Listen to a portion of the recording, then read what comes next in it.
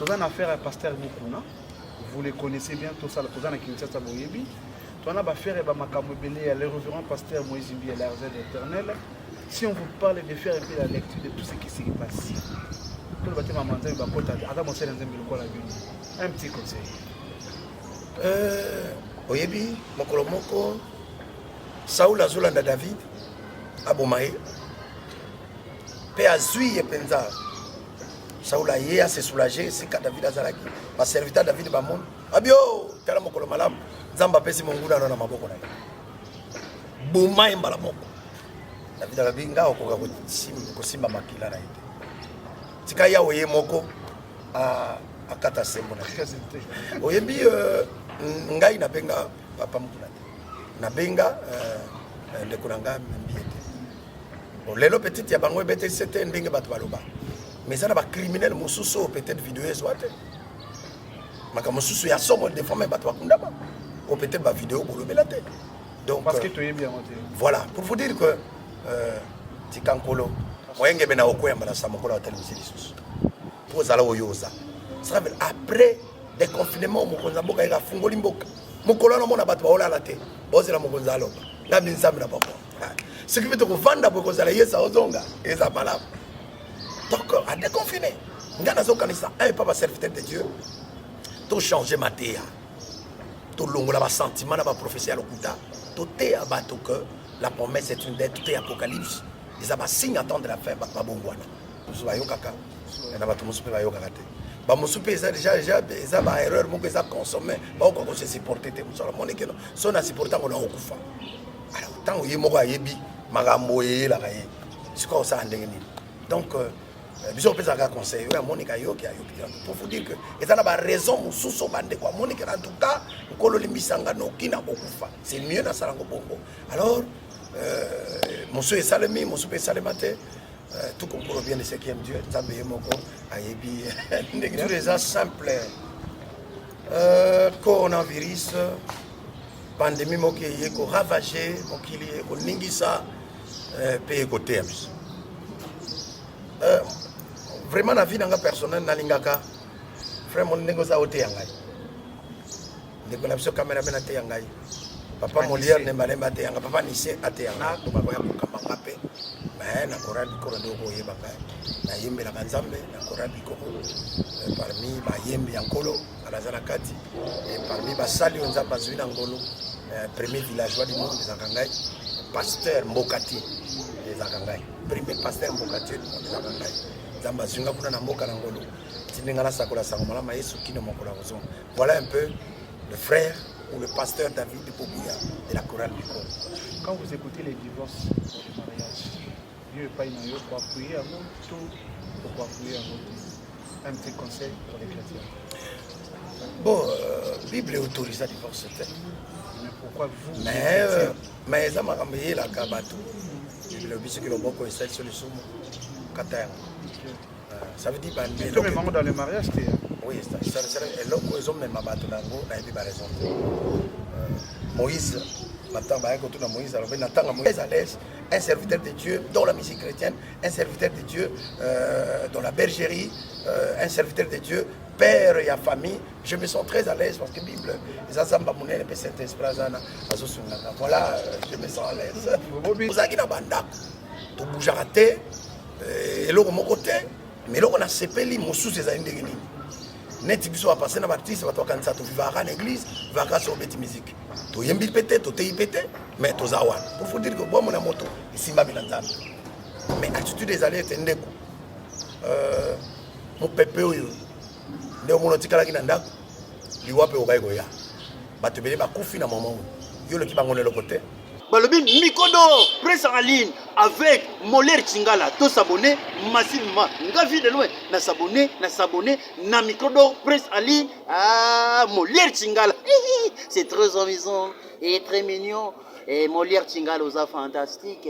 Siècle, c'est pas appareil. Voilà, merci beaucoup amis fidèles, tous les spectateurs de la chaîne Molière Télévision sur Canal Plus 346. Comme nous avons annoncé au début de l'émission, que nous allons recevoir notre invité de marque. C'est-à-dire celui qui est capable de répondre à toutes les questions, mais c'est sans tabou. C'est un pasteur, mais c'est un artiste musicien chrétien. précisément dans la province de Kinshasa, mais c'est pour la nation et à l'étranger. Nous avons diaspora. Yende na ito solo la mokolo lelo, ya vendredi à lelo, et puis rediffusion et émission zali samedi à 11h, donc vendredi à lelo à 17h30. Alors boutique alara wala boula na tous vos remarques de suggestions. Et c'est quand on veut nous ma bakou pour les messages parce que toi quand on a permission à Koloba, mais c'est un serviteur dédié, il faut moins un peu maximum de respect. Voilà, conseil Nzambe. Bonjour. Bonjour. Bonjour.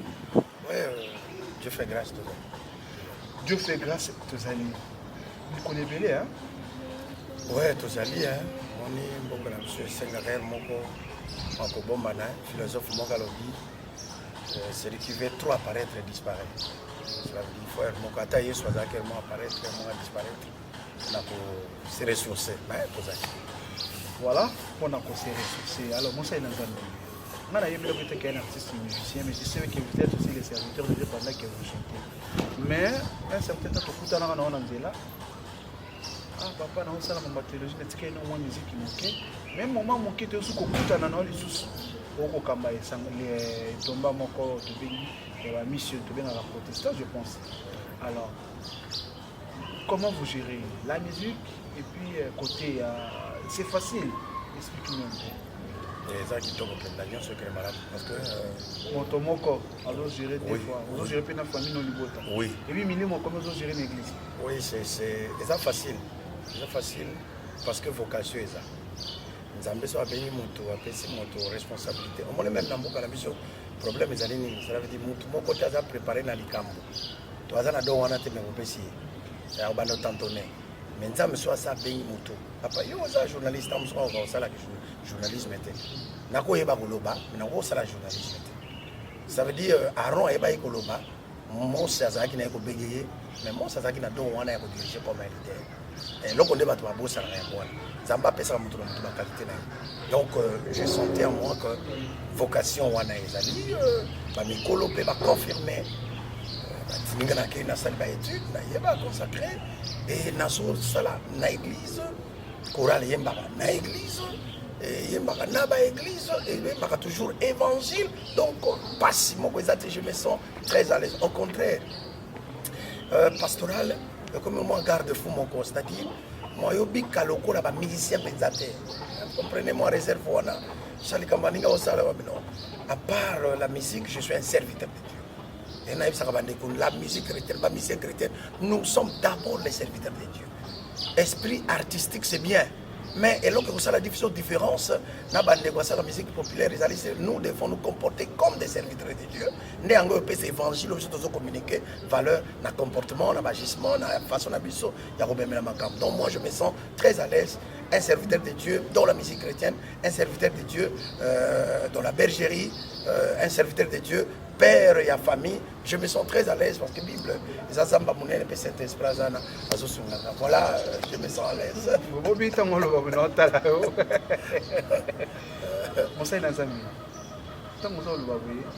que vous êtes prêt à répondre à toutes les questions. Oui, par la grâce de Dieu, tu répondre. Mais tout le monde bien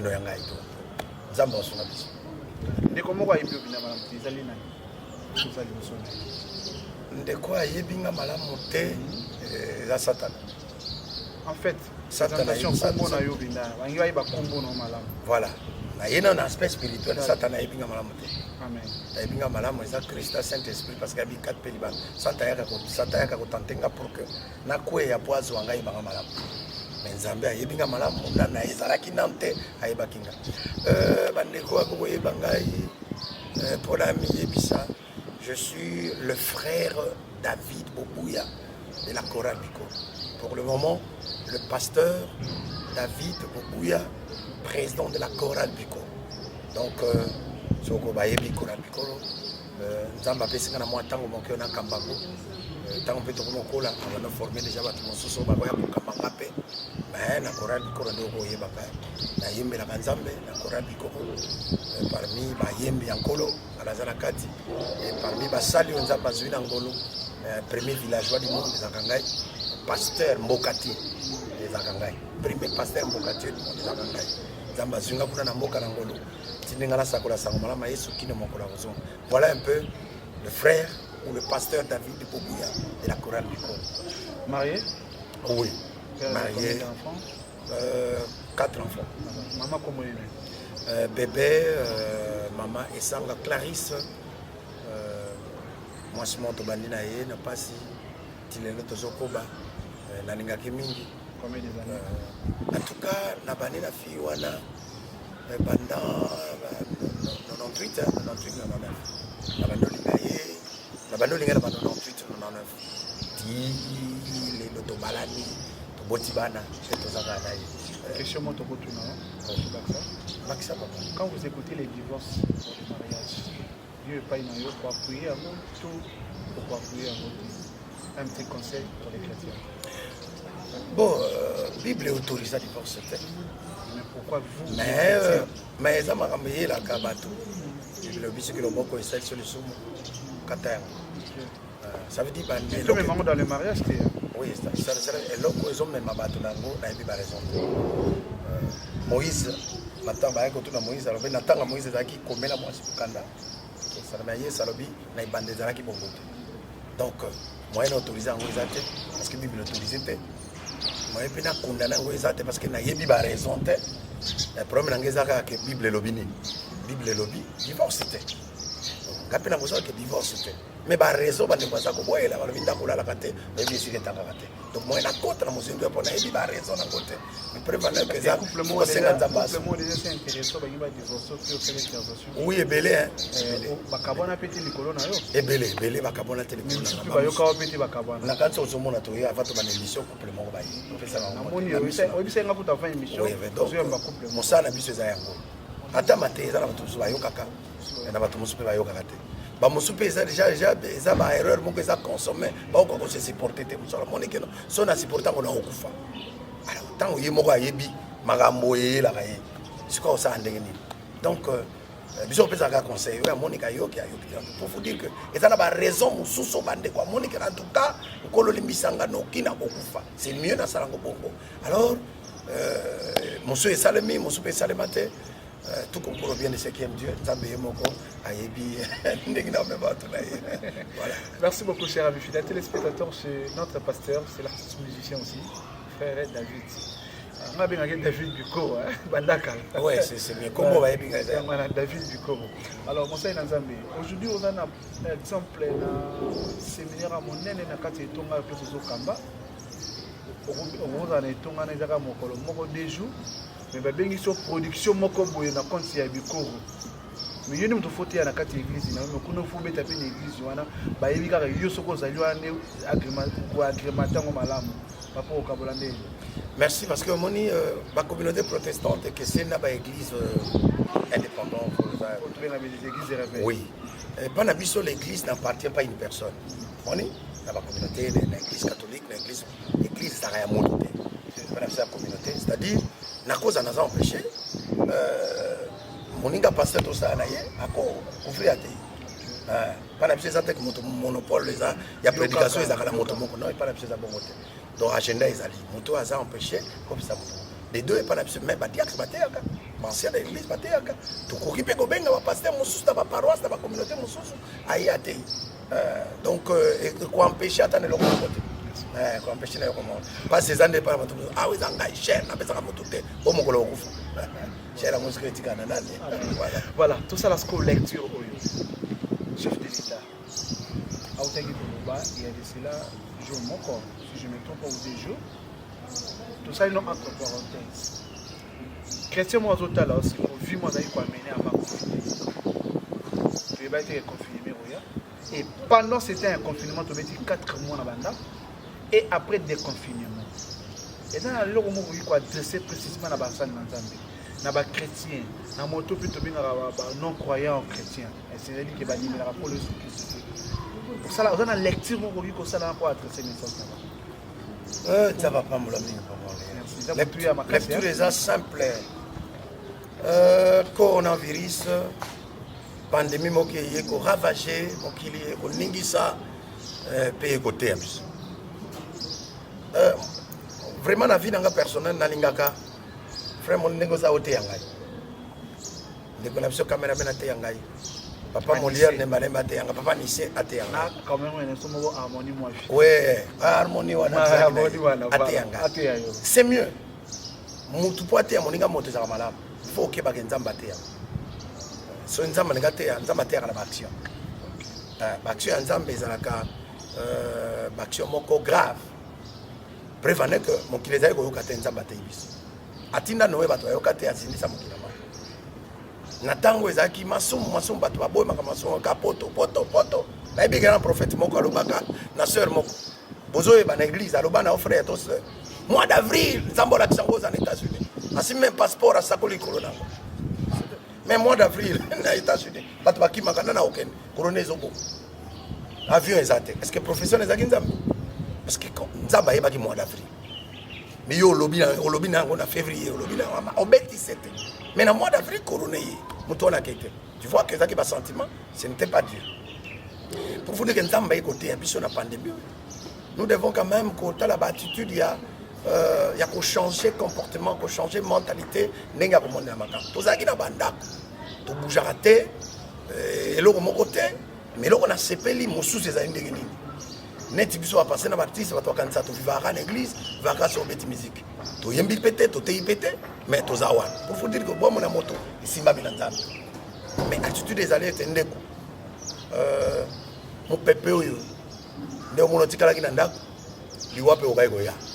Batubele ba kufi na moment yo le ki bango le côté pour zala oyoza ça veut après des confinements mo konza mboka ika fungoli mboka mokolo na mona bato baola la te bozela mo konza loba na binzami na papa ce qui veut dire que vanda pour konza la yesa ozonga eza bala donc à déconfiner ngana zo kanisa un papa serviteur de Dieu to changer matéa to longola ba sentiment na ba prophétie lokuta to te abato que la promesse est une dette, tout est apocalypse. Ils ont un signe attendre la fin, parce que après Corona, et là comme on soupe il y a corona. C'est que tous ont l'apocalypse bien. Et pas un peuple congolais, c'est tout se concentrer. Yo li a robumba raté. Mon Dieu surtout quand on a combat dit écoutez cop et koufi. Yo so zuga lelo, net pas chauffeur zuga lelo lelo. Zuga lelo. Mais mon kola bakangi place à cop et fan. Ça veut dire meka ko bomba, oboti bana. Lobi na yo bongisa. Donc et meka quand même ko cadre biso, tout tika aventure, ba dépense inutile, tout se concentrer, pe na église, tout te ba bongo la mitema, na kanisa ko za la malam. To Lucas ko ba vrai congolais. Ba vrai congolais. Ba oluka ko lia mbonga mboka te ba oluka ko lia pe ko bongisa. Et ko sunga mboka la biso ko sunga église. Si on vous dit aujourd'hui de porter certaines corrections auprès seulement des serviteurs de Dieu, tu as une affaire à pasteur Mukuna, vous les connaissez bien, tout ça, tu as une Kinshasa Boyebi, tu as une affaire à Makamobele, le révérend pasteur Moïse Imbi et l'argent éternel. Si on vous parle de faire un peu la lecture de tout ce qui s'est passé, un petit conseil. Oyebi, Mokolomoko, Saoul Azulanda David, Abomae, Pé Azui et Penza. Saoul a yé à se soulager, c'est qu'à David Azalaki. Ma serviteur David Bamon, Abio, tel Mokolo Malam, Zamba Pessi Monguna dans ma boko. Bouma Mbalamoko. David Alabinga, Kosimba Makila. Tikaya Oye Moko à Kata Sembona. Oyebi, Ngai Nabenga, Papa Mukuna. Nabenga, de Kuranga Mbiete. Lelo petit ya bango bete c'était ndenge bato baloba. Mais ça na ba criminel mosusu peut-être vidéo ezwate. Maka mosusu ya somo de former bato bakundama. Ou peut-être ba vidéo bolobela te. Donc parce que tu es bien monté. Voilà, pour vous dire que tikankolo moyenge bena okoyamba na samokola hotel musilisus.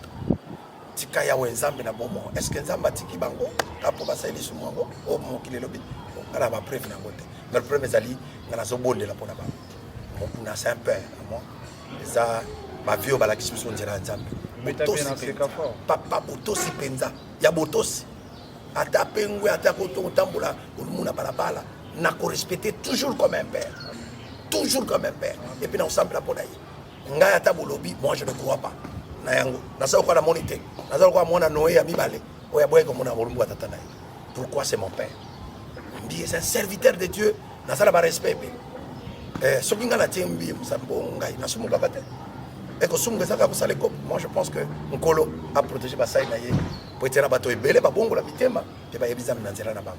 Donc problème na biso ezali ya kobondela mpona baninga, kobondela po ete nzambe asunga. Oui, bokondane ta mosu ya David ebatamaka mpe nzambe obimisa kamera moko lobi bien David wana alobaka bien nzambe me atika jamais koza mosali na ngai tamaka masalaka na ngombo nakanisi soki obondeli mpo na ngai biso obondeli mpo na bandeko tosungani que le fort supporte le faible tokoresur mpe nzambe azaloko. Voilà.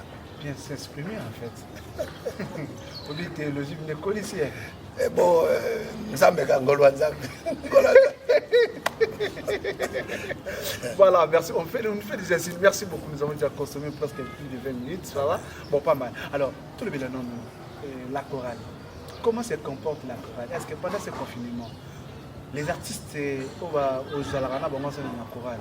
Vous allez toujours en mode confinement, tout le monde dit que c'est ça, là, petit acoustique. Il faut mettre acoustique. Bon, mon chorale est très bien. Tout le temps, il y a une classe. Tout ça. Dieu est invisible, mais il est visible à travers ses serviteurs. Tout le monde a été. Non, mon ensemble à travers yo papa. Tout ce qui a été monsieur Zagano. Oh, Koria Basaka ya baba. Alléluia, Kora Kumama, Zamba Zamalam. Même Mutasa Pemena, Yazuna Lanzala. Pada Langba Nizana Tinate. Zamba Pambula, papa Eliezer. Ça, que l'on commence à Moninga sourire. J'ai aimé ça. Malgré parce qu'à Pona Mokanabiso, Mato Souri, il faut l'accent à télé. Mais Kora les a bien. Natango ya confinement sur tout ça qui me béco, ya Bakondi. Tout ça qu'on répétait, tout ça qu'on bonde là. Kora les a malam, na kanisi le quoi va fungoli, tout ça on va répétition pour ton travailler. On a voulu manza. L'opération et l'album commence parce que nous avons resté pendant 3 minutes. Tout ça un album moko ce qui le quoi va déconfiner quand pour enregistrer en titre nango ezali Malembe, Tambola Malembe na vie. Malembe. Biso wa mongo to bakai koke. Pole Malembe. Bande kwa zambangu mingi. Moni Bangor na auto école balobi eza ba élément balé ça accident excès de vitesse na ba mauvais dépassement c'est la vitesse aucun mbangu mingi mututa Malembe Tambola Malembe ya olia na moto aussi sans arrêter. Donc je pense que Koral biko na mona mboka na ça que premier villageois donc yango c'est toujours les 0 82 24 88 119 0 82 24 88 119 0 9 98 31 96 33. Pasteur Wazanga secrétaire, musicien Yambakaye Moko Kanga. Azanga assistant. Donc il a Yambakanga Moko. Non Yamba, Ibisa ina na ninte na Yambakanga. Na mabena malamu. Élévation ina makasi so makaso koma. Élévation ngolo ngwaka awe ifwe ko mandengeni. Yoni ngina za élever ngini. Tango kuta na président de la Réunion élévation na. Tena kuta ni jana président la Réunion. Menazaka ngai. Ah oui. Voilà. Alors, Toké Maro, frère José dit ta belle chanson. Ça là non lecture en Zembwana. Est-ce que Kibonza meza na kati? Est-ce que Kibonza me yabo moto? Parce que biso to là, tout le monde il a senti pour une personne. Une personne c'est qui c'est notre président de la République. Il faut qu'on le voit na yembeli mokonza. Moi to yembeli Yesu mais na condamnation. Est-ce que Toki mate? Tu as vu qu'on a rapproché na yembe on a ba réserve.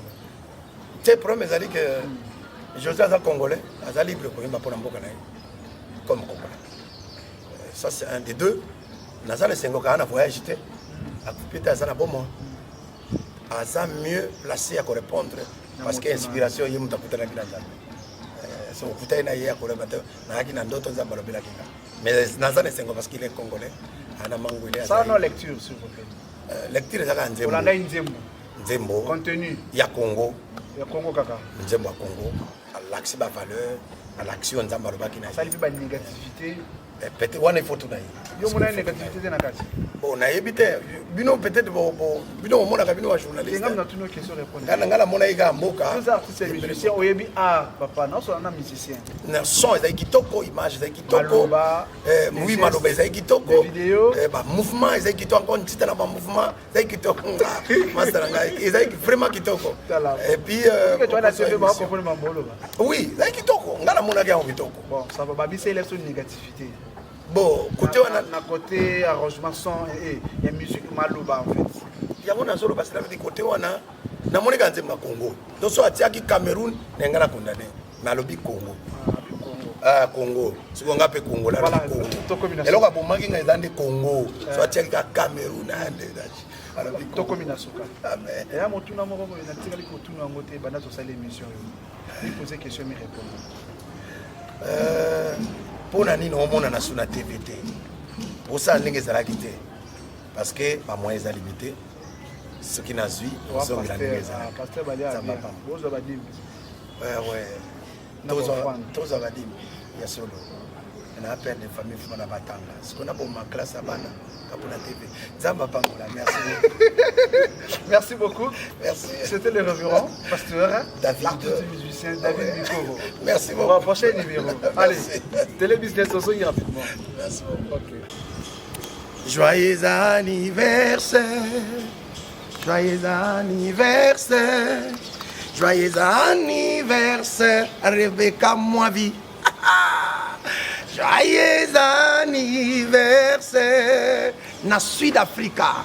Mutu moko kakazo fêté. Rebecca Moavi. Toliate. Joyeux anniversaire.